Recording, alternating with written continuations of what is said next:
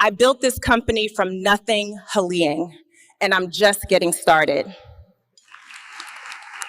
For 15 years, Daniel Colton introduced his wife the same way, at every gala, every shareholder dinner, every magazine photo shoot, as the founder and CEO of a wellness company worth tens of millions of dollars. She had the office. She had the staff. She had the title printed on business cards, on press releases, on the wall behind her desk. What Daniel did not know, what none of them knew, was that the company his own wife supposedly ran had never actually shipped a single product. Not one. No factory had ever opened. No revenue had ever come in from a real customer. For 15 years, the only thing Vanessa Colton had actually built was the appearance of success, and she had built it so convincingly that even the people closest to her never once thought to check. Somewhere inside one bank statement, a record everyone had overlooked for 15 years, was the answer to a question nobody had ever thought to ask out loud: how much money is actually in that company account? This is the true story of a woman who convinced an entire community that she ran an empire, of the husband who unknowingly financed the lie for 15 straight years, and of the single overlooked bank record that finally brought the whole thing down. Before we get into how it started, let us know in the comments where you're watching from. We'd love to hear from you, and don't forget to hit that subscribe button so you never miss any of our upcoming videos. Vanessa Colton was not born into money, and she was not born with the name Colton either. She grew up in a small working-class town in central Ohio, the second of 3 daughters, in a house where the mortgage was late more often than it was on time. Her father worked at a parts distribution warehouse, pulling double shifts whenever the overtime was offered, coming home with grease still under his fingernails. Her mother cleaned office buildings at night, leaving for her shift just as the girls sat down for dinner, and coming home after midnight, smelling of bleach and floor polish. There was nothing glamorous about the childhood that shaped her, no family business, no inheritance waiting somewhere down the line, and by the time she was a teenager, Vanessa had already decided that whatever life she inherited was not the life she intended to keep for very long. Former classmates remember her as sharp, watchful, and unusually good at reading a room long before most teenagers develop that skill. She noticed which girls got invited to which parties, which families had real money, and which only dressed like they did, which last names carried weight in the school hallway, and which quietly did not. At 17, she told a group of new friends that her family owned a chain of dry cleaning businesses spread across 3 states. It was not true. Her father had, in fact, been laid off from the warehouse just 2 months earlier, a fact she never once mentioned.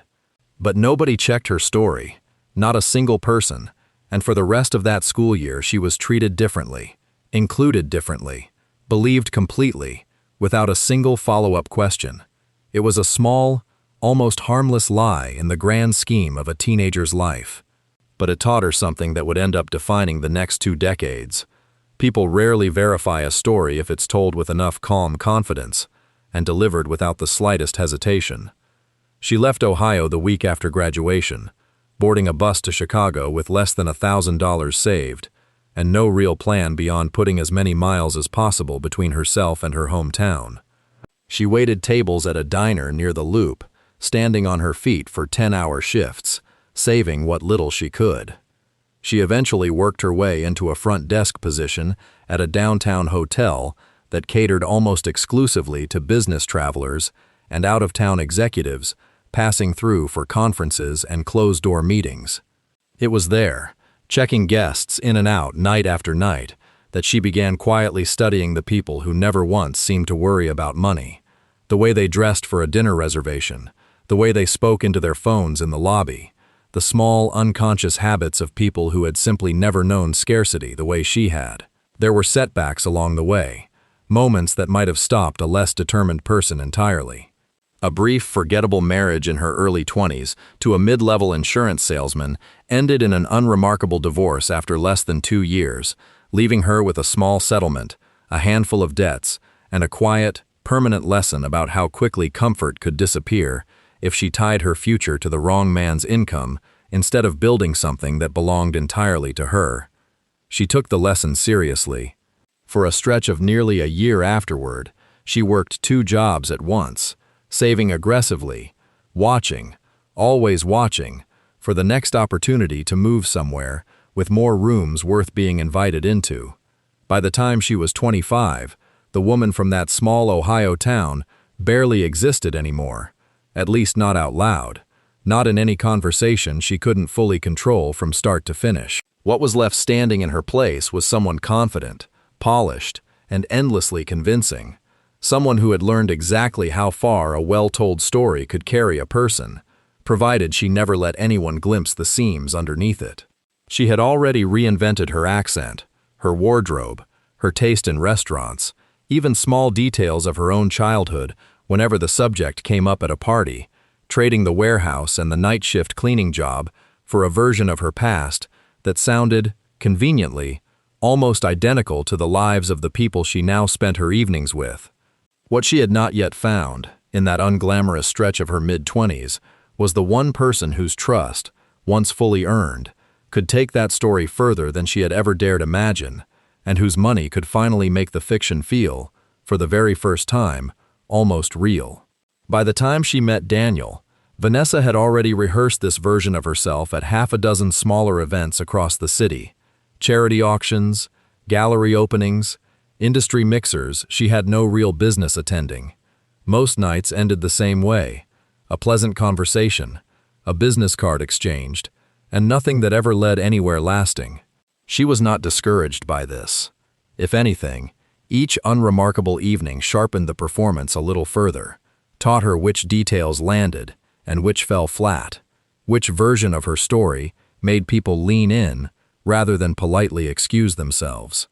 By the night she walked into that technology investment dinner, she had, without ever calling it practice, spent nearly 2 years rehearsing for exactly that room. Daniel Colton met Vanessa at a technology investment dinner in downtown Chicago, an event she had, by her own later admission to friends, no formal invitation to attend at all. She had come as another guest's plus one, someone she had met only briefly a week earlier, and worked the room for less than 20 minutes before quietly maneuvering herself into a seat 2 chairs away from Daniel, then a 34-year-old CEO whose software company had just closed a significant and well-publicized funding round.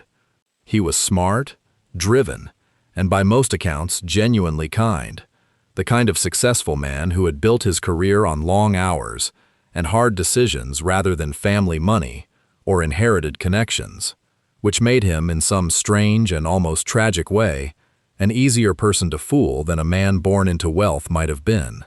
He was used to trusting people who worked as hard as he did, people who talked about ambition the way he talked about it, and Vanessa knew exactly how to appear as though she had spent her entire adult life doing precisely that. Their courtship moved quickly, faster than either of their families expected. Daniel was drawn to her intelligence and her drive, the confident way she spoke about business strategy and market positioning, using just enough real industry language to sound like someone who had genuinely earned her seat at that dinner table. Within their first few conversations, spread out over 3 dinners in as many weeks, Vanessa mentioned, almost casually, that she was in the early stages of launching her own company, something in the wellness and skincare space, still small, still building, but promising, with early interest from a few private backers she wasn't ready to name publicly just yet. Daniel found the ambition appealing rather than suspicious, a woman with her own goals, her own name to build in the world, someone who would not simply orbit his career and his success, but run alongside it as something closer to an equal. He offered encouragement without being asked. He offered introductions to people in his own network without being asked. He had no reason yet, none at all, to offer anything more cautious than that. Within 8 months they were engaged, a timeline that surprised some of Daniel's closer friends, but that he brushed off as simply knowing what he wanted when he found it. At the engagement party, held at Daniel's family home, several guests remarked on how naturally Vanessa fit into the world Daniel had built, as though she had always belonged there. One of Daniel's oldest friends later admitted he found himself slightly envious that night, watching a couple who seemed to have found something rare, a partnership built on equal ambition, rather than one person simply supporting the other. Nobody at that party asked Vanessa a single detailed question about her company that evening. Why would they?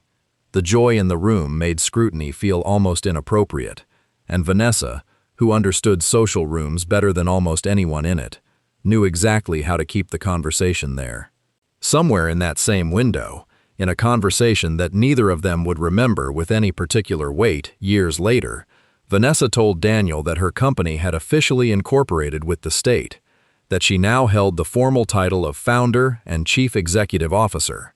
It was, at that specific point in time, barely more than a business name filed on a government website and a logo she had commissioned from a freelance graphic designer for a few $100s online.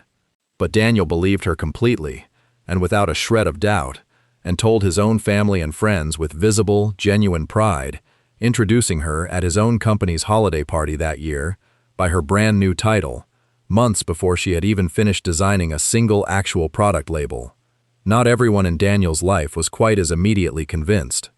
His father, Thomas Colton, met Vanessa for the first time at a small family dinner shortly after the engagement was announced, and came away from the evening with a feeling he couldn't fully explain to his son, something in the way she answered questions about her business with just slightly too much polish, too little specific detail, as though she were describing a company she had read about, rather than one she personally ran day to day. Thomas kept the feeling to himself. Daniel was happy, visibly and completely happy for the first time in years, and Thomas told himself that a father's quiet unease was no reason to cast doubt on his son's engagement. It was a decision Thomas would spend the next decade and a half quietly regretting. From that moment forward, the title followed her everywhere she went, printed on every future business card, repeated at every future dinner party and industry mixer, absorbed so thoroughly into how the people around her understood who she was, that questioning it out loud would have felt, to almost everyone in her orbit, like questioning something as basic and unshakable as her own name. Nobody thought to ask for the incorporation paperwork. Nobody thought to ask for a client list, or a bank statement, or anything resembling proof. Why would they? The man who was about to marry her hadn't asked either, and in the 15 years that followed, that single unasked question, small and easy to overlook in the moment, would end up costing him more than either of them could have possibly imagined on the night they first met across that dinner table. There were nights, according to one of the few people who ever got close enough to see them, when the performance briefly dropped. A close friend from her hotel years, someone Vanessa quietly kept in contact with, even after leaving that life behind, once described picking her up after a work event and noticing, for just a moment before Vanessa caught herself, an exhaustion that looked almost like fear.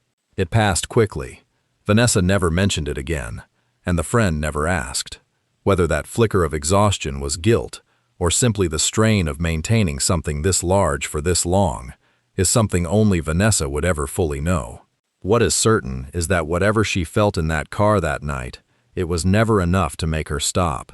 Years later, when investigators tried to reconstruct exactly when Vanessa first understood how far the lie had gone, they found no clear turning point, no single moment where a smaller deception became a larger one.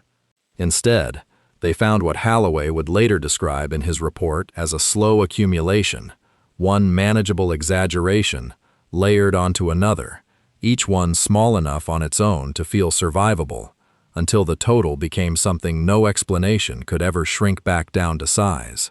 That, perhaps, is the part of this story hardest for outsiders to understand.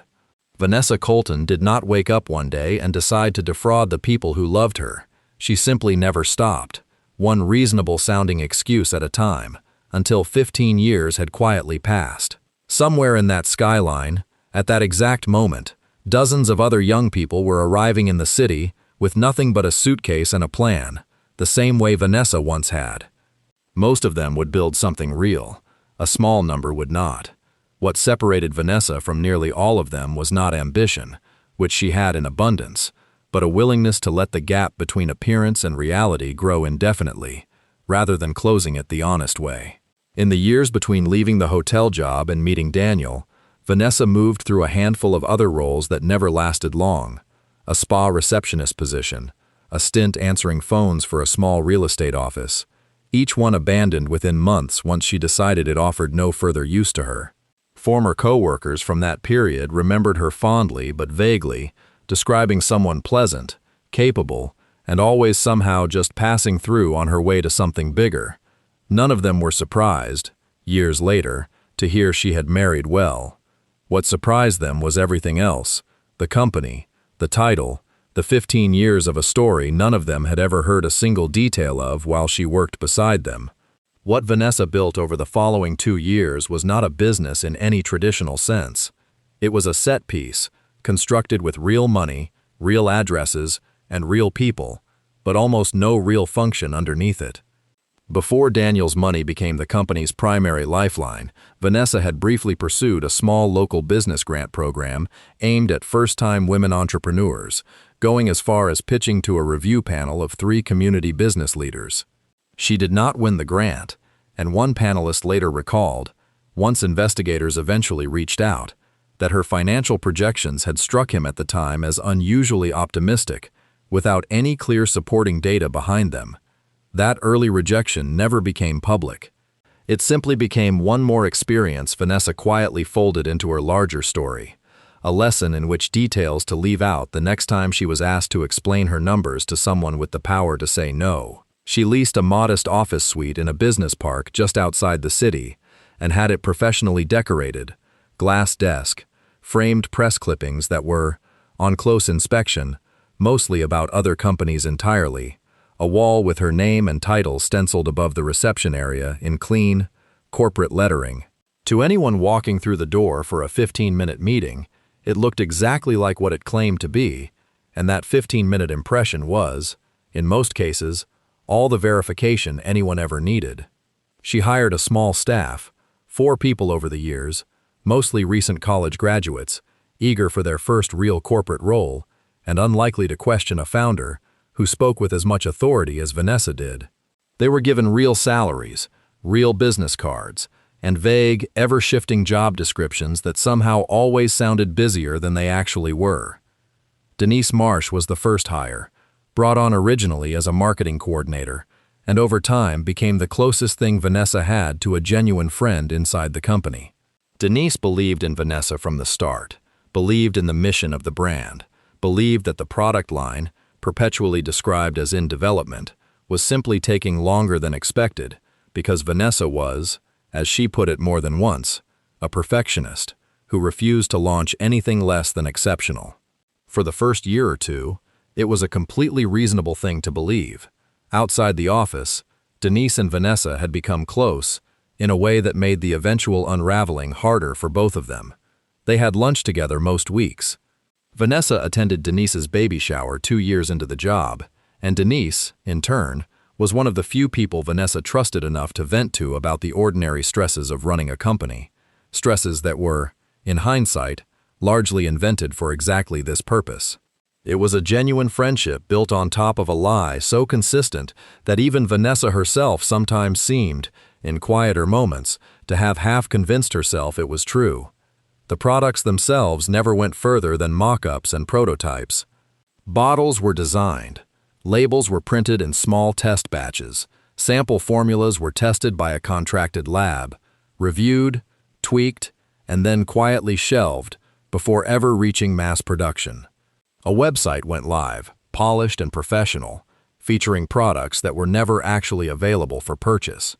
Press releases were drafted and occasionally picked up by smaller local outlets, eager for a feel-good story about a young, driven female entrepreneur disrupting an old industry. One of the later hires, a recent marketing graduate named Julia, once spent an entire weekend building a full competitive analysis of the wellness market, convinced it would help secure the retail partnerships Vanessa always described as close.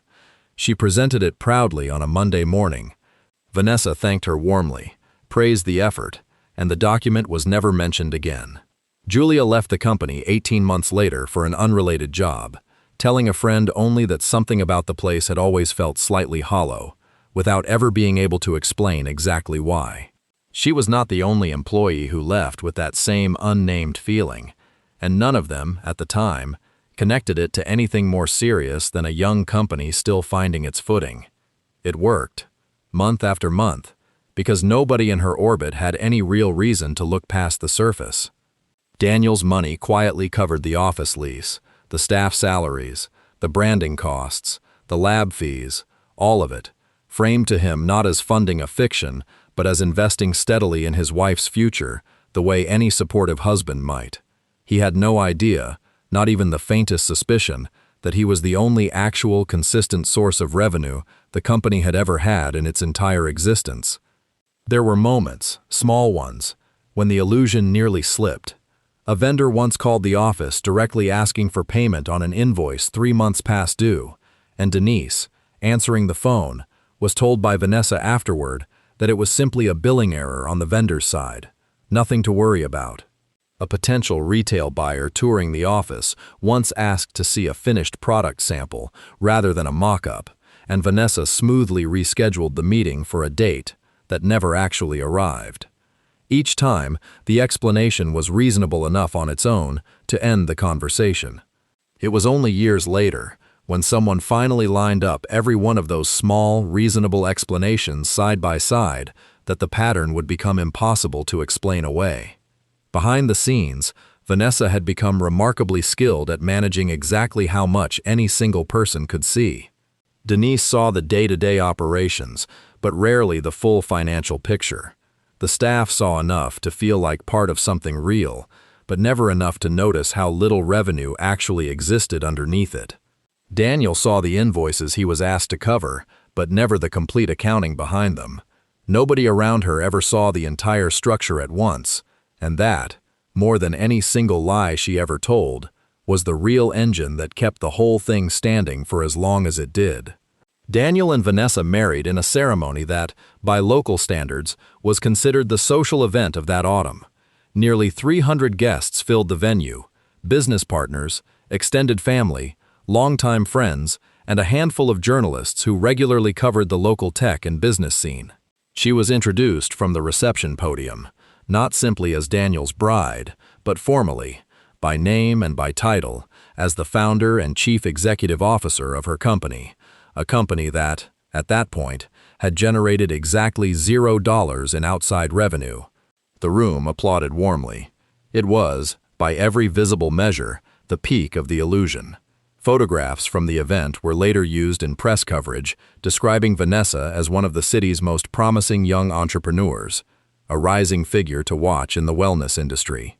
The journalist who wrote that particular feature later told colleagues she had tried, briefly, to request a few basic figures for the piece, projected revenue, headcount, funding raised to date, and had been told by Vanessa's publicist that specific numbers were confidential ahead of an upcoming announcement. The journalist ran the piece anyway, framing the vagueness as simply the discretion of a founder, playing her cards close, a choice she would later describe as one of the more uncomfortable regrets of her career. Guests left the wedding more convinced of who she was than they had been walking in, which was, in its own quiet way, exactly the outcome she had spent years working toward, one carefully managed impression at a time. Even Thomas Colton, still privately uneasy, found himself softening that night, watching his son so visibly happy, and telling himself that perhaps his earlier instincts had simply been wrong. The toasts that evening leaned heavily on Vanessa's story, the small-town girl who had built something of her own before ever meeting Daniel, the self-made entrepreneur who had refused to let anyone hand her success. Guests repeated pieces of that story to one another throughout the night, embellishing it slightly with each retelling. By the end of the evening, the version of Vanessa being celebrated in that room bore only a loose resemblance to the woman who had grown up in central Ohio, with a father working double shifts at a parts warehouse. But somewhere in that crowded, celebratory room, one guest noticed something that did not sit right. A finance executive, a distant colleague of Daniel's, made polite conversation with Vanessa near the bar and asked a simple, ordinary question: how the recent funding round for her company had gone. Vanessa answered smoothly, vaguely, redirecting the conversation within 30 seconds. the way she always did when specifics came too close. The man let it go that night, chalking up his unease to nothing more than typical wedding day small talk and one too many glasses of champagne. He mentioned it to no one. It would be years before he mentioned it to anyone at all.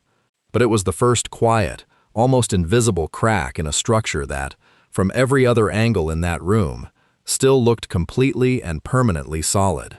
Daniel danced with his new wife under string lights, strung across the reception tent, believing, completely and without a single reservation, that he had married a woman who had built something real, entirely on her own.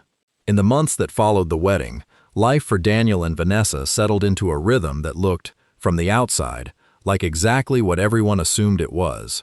Invitations to speak on industry panels started arriving for Vanessa.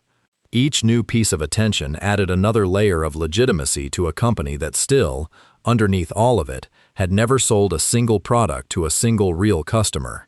At one panel, moderated in front of nearly 200 attendees, Vanessa was asked directly about her company's growth strategy for the coming year.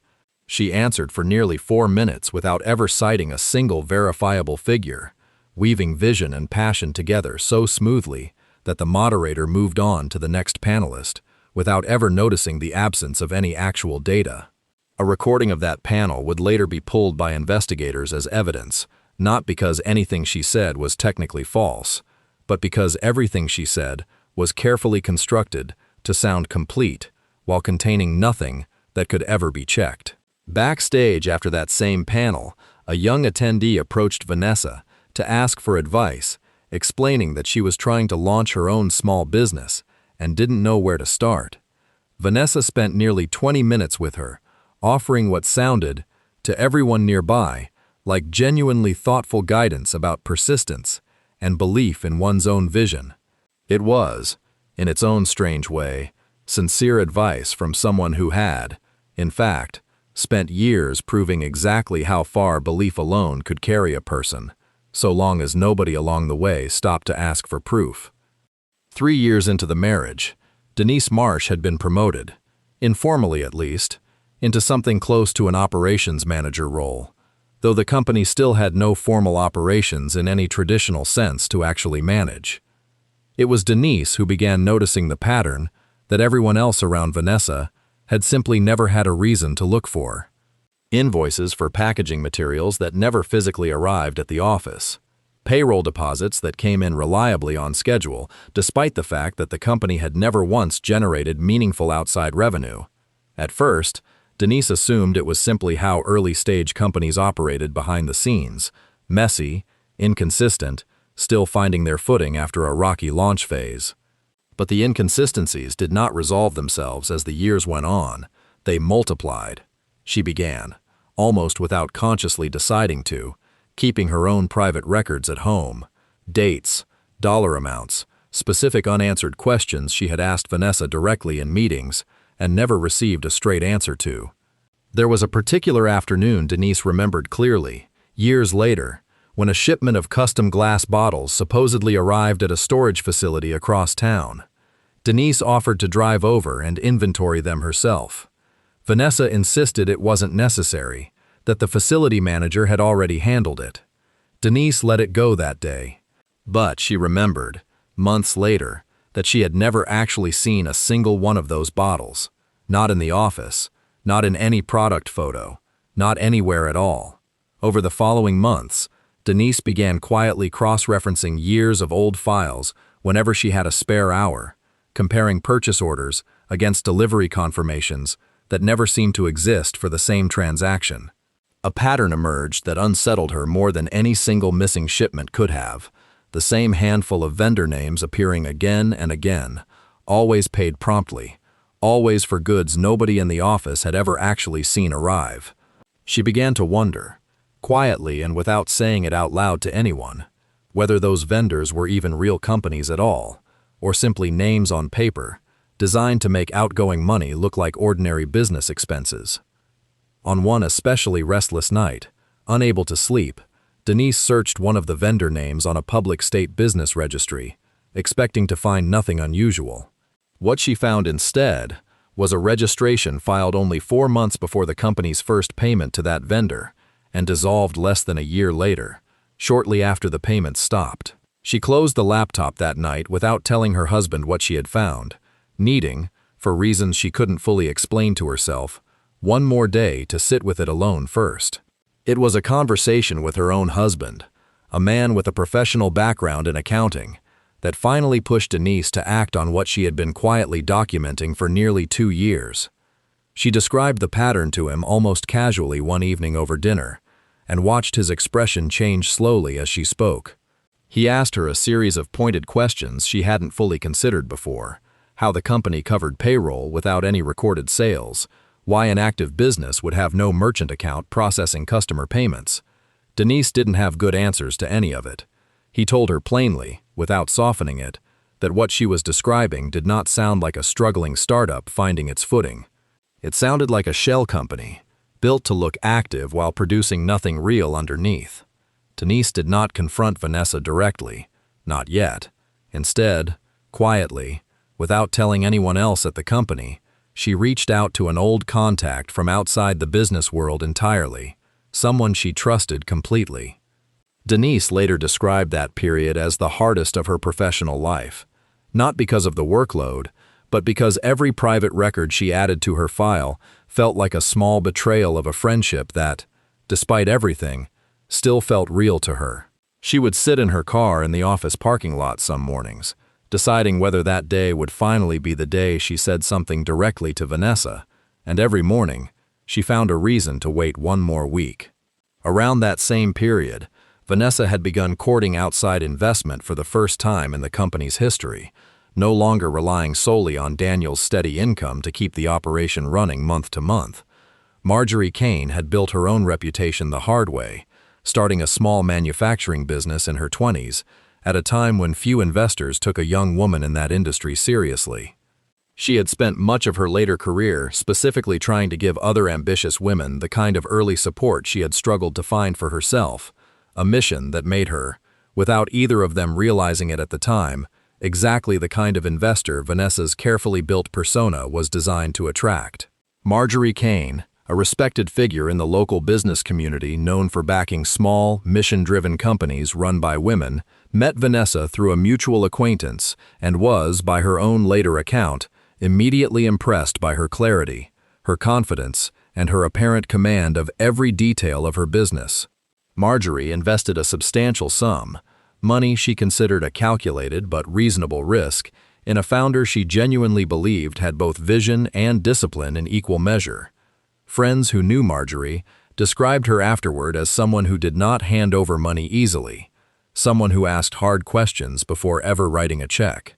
Vanessa had answered every one of those questions that day with the same calm precision she brought to everything else. At a dinner party roughly 6 months after the investment closed, Marjorie described Vanessa to 2 other guests as exactly the kind of founder the local business community needed more of. Someone who had built something real without waiting for permission from anyone. One of those guests, a semi-retired banker, later told investigators he remembered the conversation clearly, because Marjorie rarely spoke about any investment with that much visible pride. Months later, after her accountant's request had gone unanswered for the 3rd time, Marjorie pulled out the original pitch deck Vanessa had presented and read through it again slowly, looking for anything she might have missed the first time. One slide in particular, projecting revenue growth over 5 years, now struck her as almost absurdly steep once she looked at it without the confidence of the room around her. She wondered, quietly, how she had ever let a single chart carry that much weight. For the better part of a year, the relationship proceeded exactly the way any normal investor relationship should. Marjorie received occasional written updates, vague but consistently reassuring, about product development timelines and growing interest from potential retail partners. It was only when Marjorie's own accountant, following standard practice, requested a basic financial statement that the first real resistance from Vanessa appeared. She stalled, citing an ongoing internal audit, a transitioning bookkeeping system, a temporary administrative delay.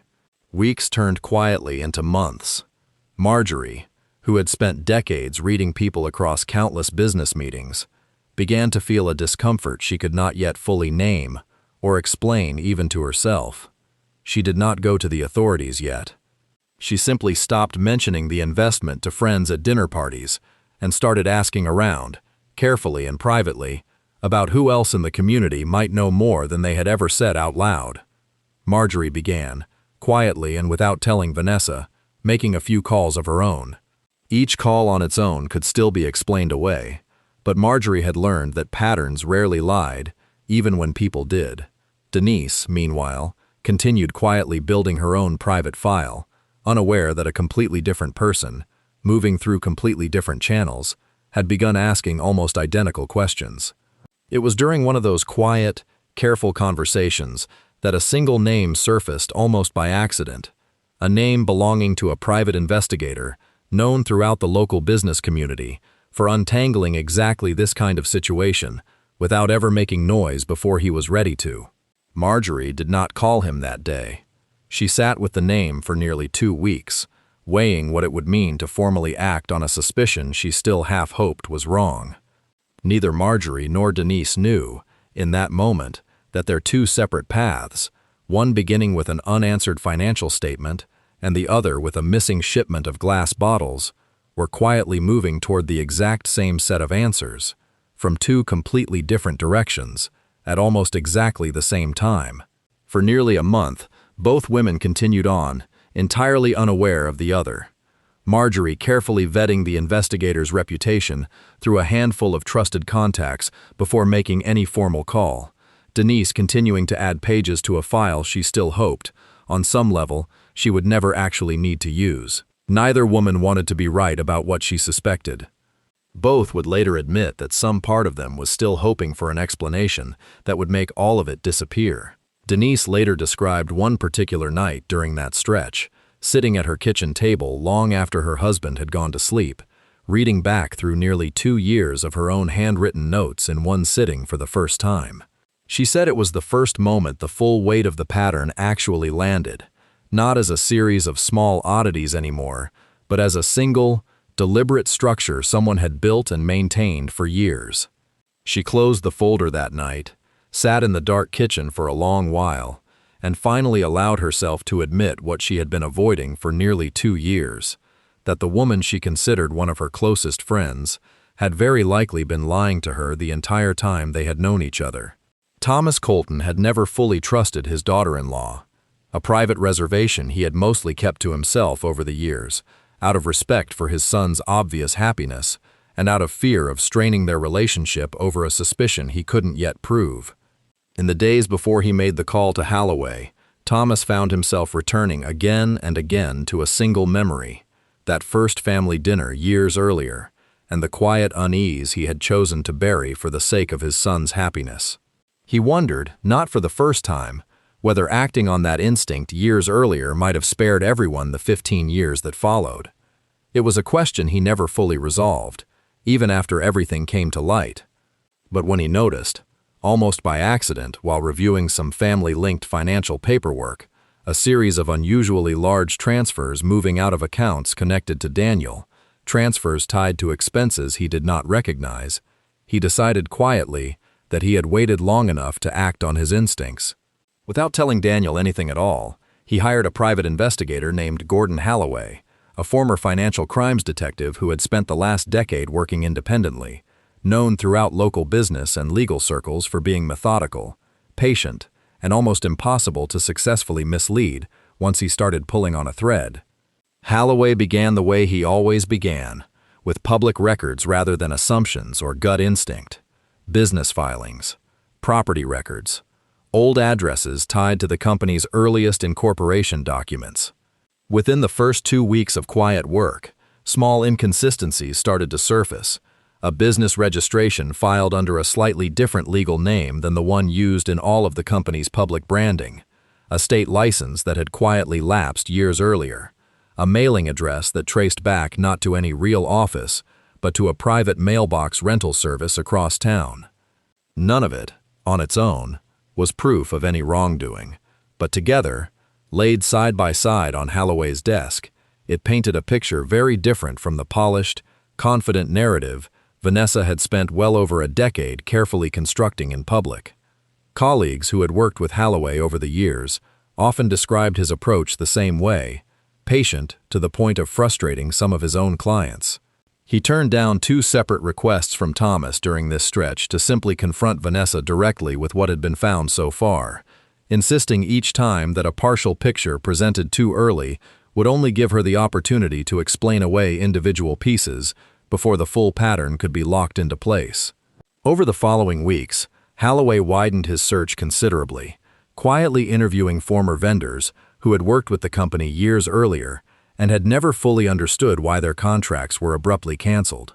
One former vendor told Holloway plainly that he had stopped taking their calls after 2 invoices went unpaid for months, only to be settled suddenly and in full with an apology that never explained the delay. Holloway also tracked down 2 former employees who had left the company years earlier, both of whom described a similar experience once they finally felt comfortable enough to speak openly. One recalled being told that financial reporting was above her pay grade when she asked a routine question during a budget meeting. The other remembered being handed a check for unused vacation days on her last day that came not from the company account, but from a personal account belonging to Vanessa herself, a detail she had found strange at the time, but never thought to question further. Holloway flagged both accounts as significant. A company that paid its own departing employees out of the founder's personal funds was not simply disorganized, it was a company being kept alive artificially, one small transaction at a time, by someone who understood exactly how thin the illusion actually was. Holloway did not rush the process, not even slightly. He understood that a fiction built this carefully over this many years would never fall apart from a single document or a single conversation. He spent considerable time simply watching the pattern of money rather than chasing any single transaction. He noted how funds moved into the company on a fairly predictable schedule, always shortly after either Daniel made a personal transfer or an outside contribution came in, and rarely, if ever, from anywhere else. The break in the case came from an almost unremarkable source, a routine bank record that Holloway had requested as part of a standard financial review connected to an unrelated business dispute the company was technically named in. Over more than a decade, the company's primary operating account had received nearly no deposits from any identifiable customer, retailer, or genuine outside sale of any kind. The deposits that did appear traced back almost entirely to just 2 sources: recurring transfers from Daniel's personal accounts and the single large lump sum investment from Marjorie Kane. Holloway read through the statement 3 times before setting it down, understanding immediately that he was no longer looking at evidence of a struggling business. He was looking at the complete and total absence of a second, older account, one Vanessa had quietly closed years earlier and never mentioned to anyone in her current life, told an even clearer story once Holloway located it through a routine records request. That account had been opened under a slightly different version of her name during her 20s, and its final years showed the exact same pattern that would later define the company: money moving in from a small number of trusting sources, and almost nothing moving out toward anything resembling a real product or service. It was not, Holloway would later note in his report, the first time Vanessa had built something that looked like a business while functioning as something else entirely. It was simply the first time the amounts involved, and the people trusting her, had grown large enough for the difference to matter this much. Tracing that earlier account further, Holloway identified 3 smaller contributors from Vanessa's years before Chicago, modest sums by comparison, a few $1,000s each, from acquaintances who had believed, briefly, in an earlier and much smaller version of the same story. None of them had ever pursued the matter legally, assuming instead that they had simply made a poor personal investment and quietly written off the loss. Holloway included all 3 in his final report, not because they were central to the current case, but because they confirmed something important, that what everyone now saw as a 15-year deception had, in truth, been rehearsed on a smaller stage years before Daniel Colton ever walked into that dinner. Around that same time, Denise's outside contact finally reached Holloway directly, and the two compared notes for the first time, carefully, over the course of a long afternoon.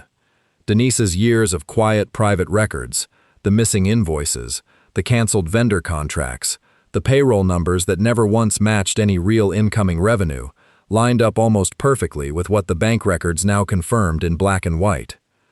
Denise later admitted that meeting brought a strange mix of relief and grief at the same time.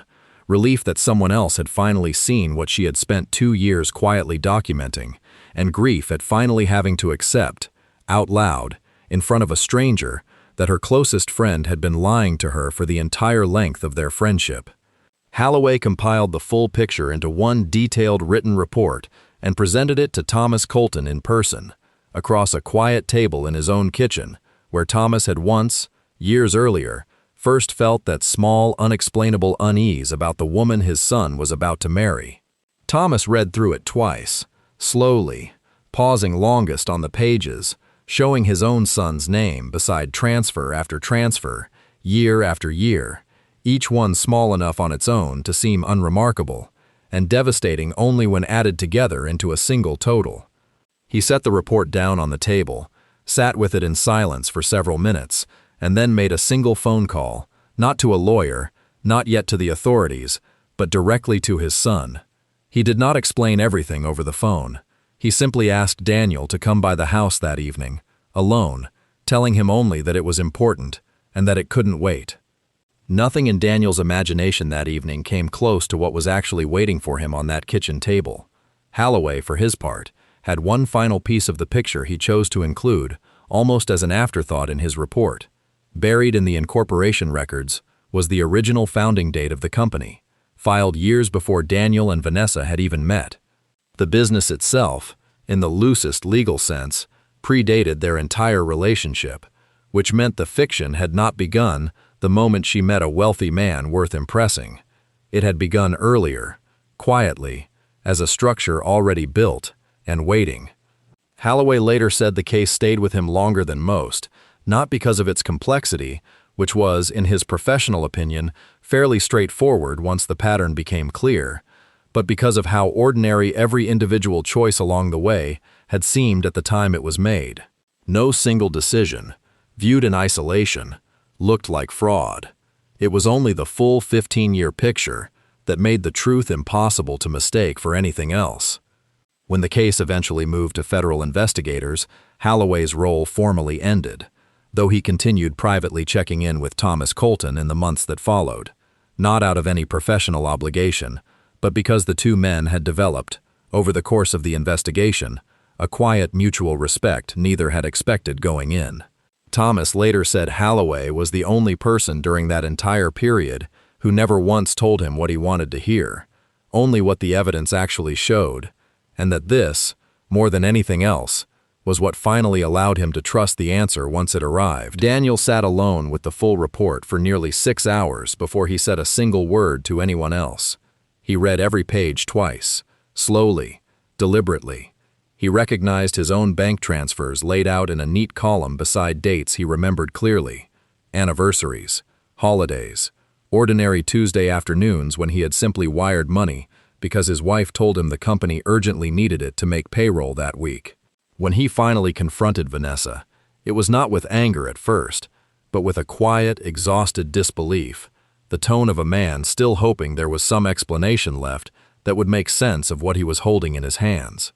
Vanessa's initial response was to minimize what he was describing. The company was simply behind schedule, she said. The paperwork was disorganized, not fraudulent. But as Daniel pressed for specifics, the explanations began contradicting one another, and then contradicting the documents laid out directly in front of him.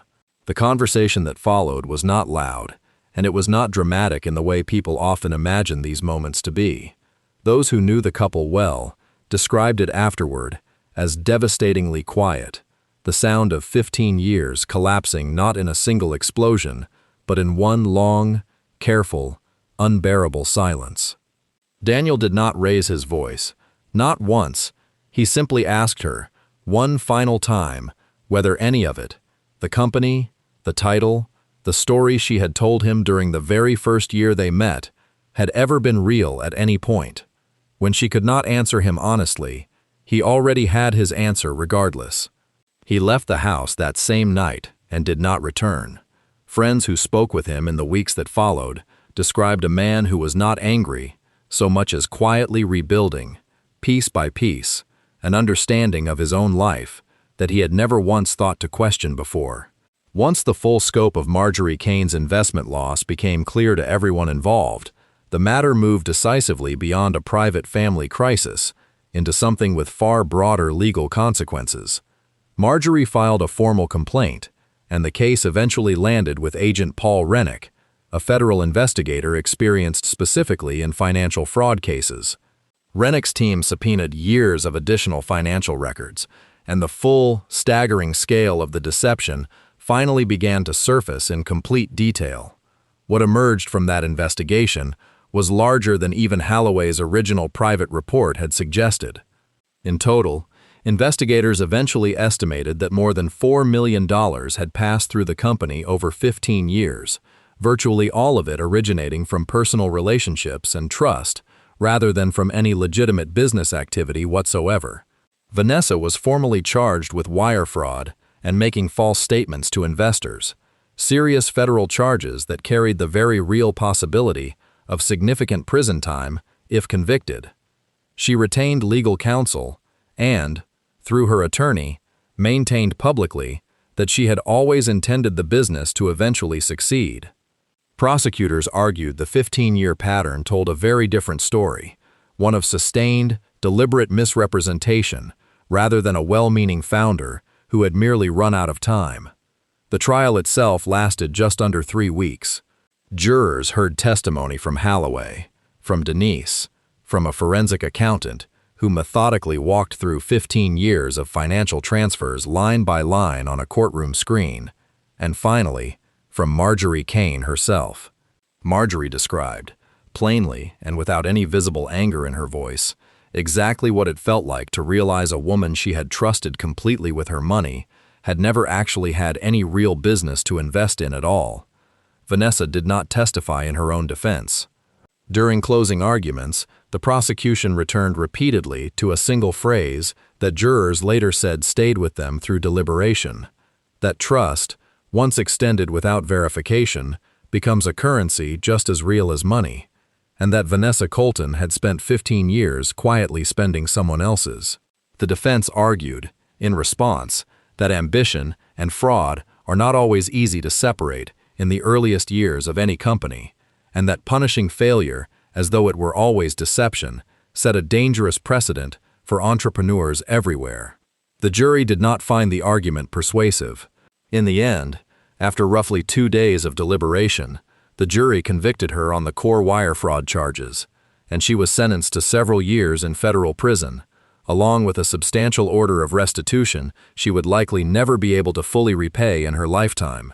As she was led out of the courtroom that final afternoon, several reporters who had followed the case noted that she said nothing, offered no statement, and did not look toward the small section of the gallery where Marjorie Kane sat, watching in silence, exactly the way she had watched every other day of the trial.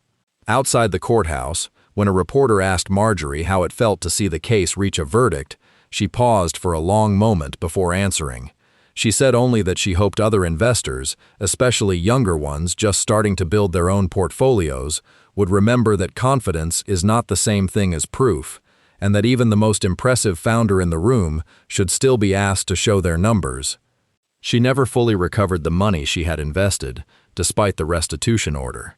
What she said she recovered instead, slowly, over the following year, was a version of her own judgment she trusted again, one built this time on documentation, rather than instinct alone.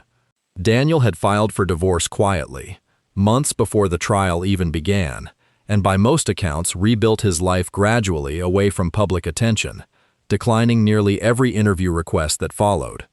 He sold the house they had shared, donated a portion of the eventual restitution he did receive to a local financial literacy program for young entrepreneurs, and told one close friend that it felt like the only way to make something useful come out of 15 years he could otherwise never get back. Denise, who had ultimately helped unravel the very company she once genuinely believed in, left the business world entirely for several years afterward, telling a close friend privately that the experience had permanently changed how easily she trusted a confident story from anyone ever again. She eventually returned to corporate work at a large, well-established company, one with audited financials and a public reporting history she could verify in an afternoon if she ever wanted to. Friends noticed she asked more questions in job interviews than most candidates would ever think to ask, and she never apologized for it. Thomas Colton never spoke publicly about the case at all, satisfied, it seemed, simply to have protected his son before the damage had a chance to grow any larger than it already had over those 15 years. Vanessa served the majority of her sentence at a federal facility several states away, and according to a handful of letters she exchanged with a former college acquaintance during that time, she spent much of it working in the prison's small business education program, teaching basic accounting classes to other incarcerated women. That acquaintance later described the letters as strange to read, thoughtful, articulate, occasionally even reflective about honesty and trust, written by the same woman who had spent 15 years demonstrating, in practice, exactly the opposite of everything she now claimed to believe.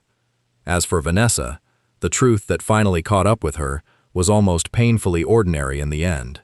Not a dramatic public unraveling, just one overlooked bank statement, quietly requested by a patient investigator, quietly reviewed, line by line, that had been sitting there in plain sight the entire time, waiting for someone to finally ask the one simple question nobody had thought to ask out loud 15 years earlier: how much money is actually in that account? Maybe the real lesson in a story like this has nothing to do with money at all. It has to do with how easily trust can be handed over, simply because a title sounds official, or because a story is told with enough confidence that questioning it feels rude. Daniel didn't lose 15 years because he was foolish.